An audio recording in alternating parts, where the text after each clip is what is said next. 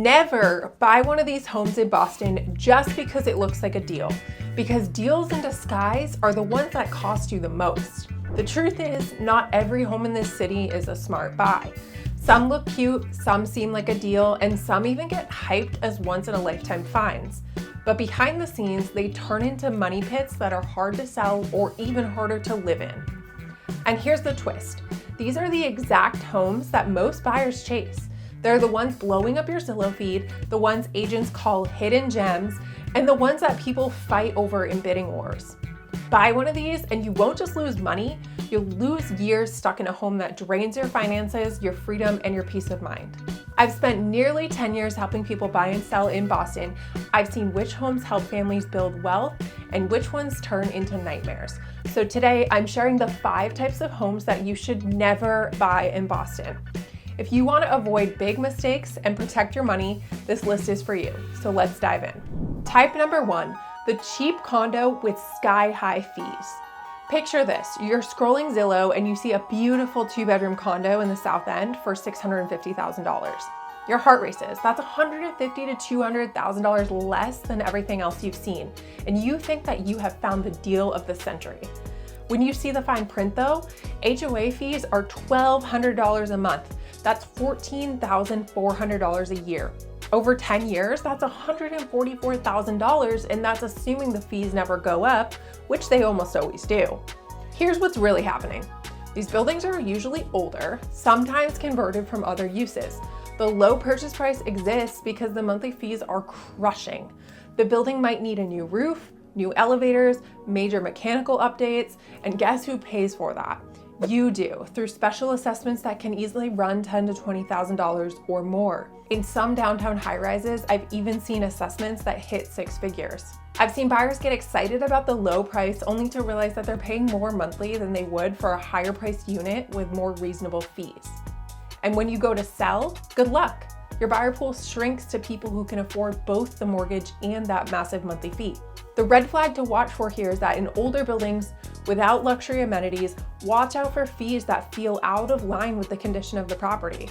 What looks like a deal on paper can turn into a major financial trap.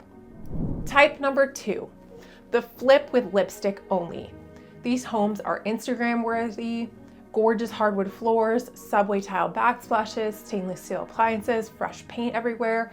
They photograph beautifully, they show beautifully, and they sell fast often. But here's what the pretty pictures don't show you. The electrical system is from the 1950s. The plumbing is original cast iron that's ready to burst. The heating system is held together with duct tape and a prayer. I've walked through flips where the inspector found knob and tube wiring hidden behind new drywall, foundation issues covered by fresh paint, and HVAC systems that looked new but were actually just cleaned up 30-year-old units. Last year I had clients who fell in love with a fully renovated Victorian in Dorchester. Beautiful kitchen, stunning bathrooms, everything looked perfect. The inspection revealed over $40,000 in immediate electric work needed and another $25,000 in plumbing issues. That pretty renovation was literally just skin deep. The problem with these flips is that they're designed to sell fast, not to last. The flipper's goal is to maximize profit with minimum investment. They'll spend $15,000 on a new kitchen that photographs well, but they won't spend $10,000 on electrical work that nobody sees. If you're looking at a flip, demand a thorough inspection and budget extra for systems that they didn't touch. Better yet, find a home where real work has already been done by owners who lived there. Type number 3, the single family with no parking or outdoor space. Boston is tight on space, we know that, but some houses take cozy urban living way too far. I'm talking about single family homes where you're circling the block for 20 minutes every night looking for parking. Houses where your backyard is a 6-foot concrete slab and your neighbors can reach out their window and touch your house. Here's the thing, when you're 25 and single, this might seem fine. But if you're buying a single family home and life changes, you get a partner who also has a car, you want to host a barbecue, you adopt a dog, you have kids who need space to play, suddenly that cute cramped house becomes a prison. And when it comes time to sell, homes with parking and at least some outdoor space consistently move faster and attract stronger offers than similar homes without those features. Your buyer pool is just smaller without them. I had sellers in Charlestown who loved their tiny row house for 5 years. No parking, no yard, neighbors literally 6 inches away. But when they went to sell, they needed more space and it sat on the market for a while. Every potential buyer loved the inside, but they walked outside and said, where do I park? Where do my kids play? Look, I get it. Sometimes no parking, no yard, that might be the trade-off for the neighborhood that you want, but make sure you understand what you're signing up for. This isn't just about your lifestyle today, it's about your ability to sell tomorrow.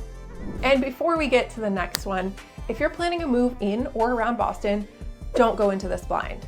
I've put together a free Boston relocation guide with all the insights that you need to avoid mistakes and buy smart here.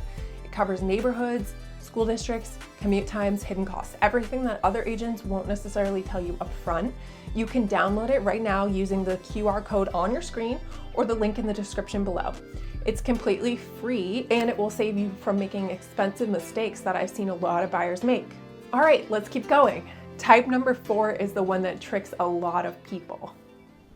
Type number 4 is the deal next to a major nuisance. You know these homes. They're the ones that are priced tens of thousands below market value, and you think, what's the catch?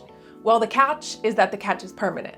I'm talking about houses next to 93 where you can't have a conversation in your backyard because it's so loud. Condos 2 blocks from Fenway where drunk crowds walk past your bedroom window at 2 a.m. every summer night. Condos or houses next to the Orange Line where the walls shake every time the train goes by.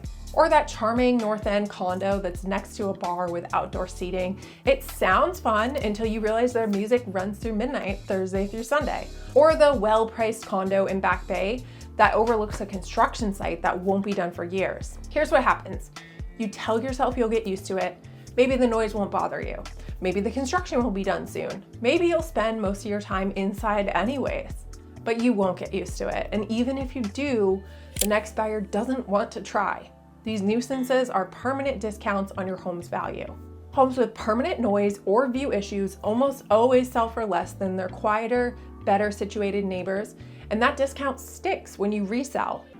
If you see a deal that seems too good to be true, drive by at different times of the day. Weekend mornings, weekday evenings, Friday nights. Find out why it's priced low because there's always a reason. Type number 5, the house that is too unique. Now, I love character. Boston is full of amazing historic homes with personality, but there's a difference between character and chaos. I'm talking about that converted church where the living room has a 30-foot ceiling and your heating bill is $600 a month. The artist loft where the only bathroom is accessible by climbing a ladder.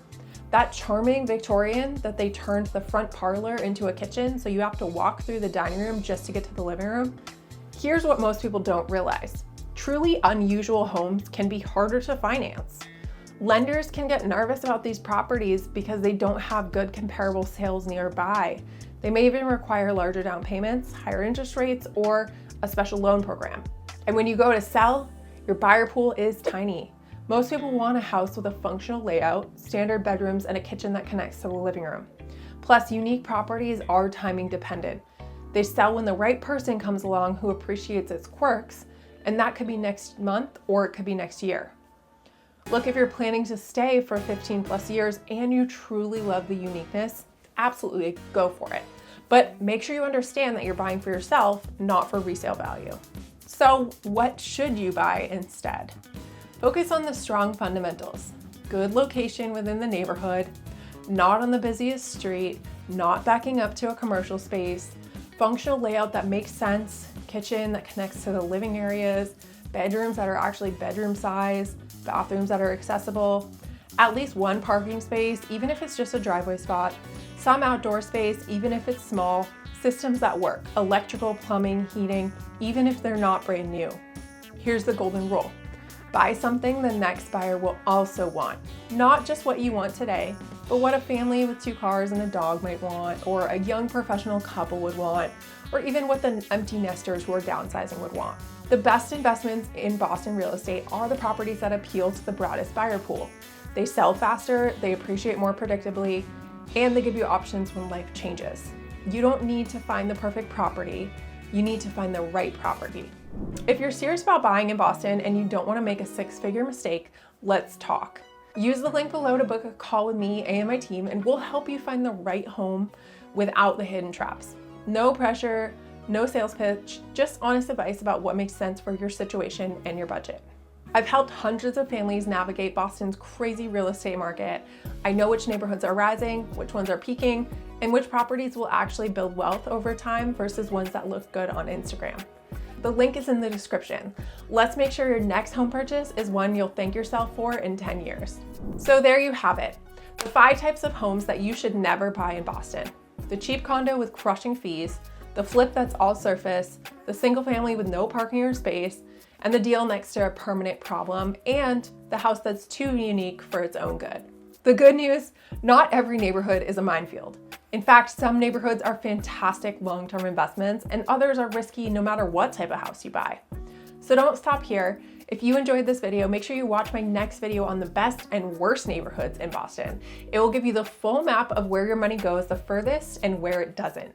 I break down appreciation trends, schools, commutes, and future development for every major neighborhood in the city.